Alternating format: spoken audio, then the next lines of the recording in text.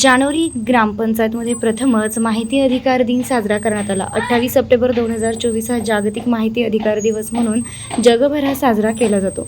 परंतु 28 सप्टेंबर या दिवशी सरकारी सुट्टी आल्यामुळे जानोरी ग्रामपंचायतीने 27 सप्टेंबर रोजी ग्रामपंचायतमध्ये माहिती अधिकार दिवस साजरा करण्यात आला।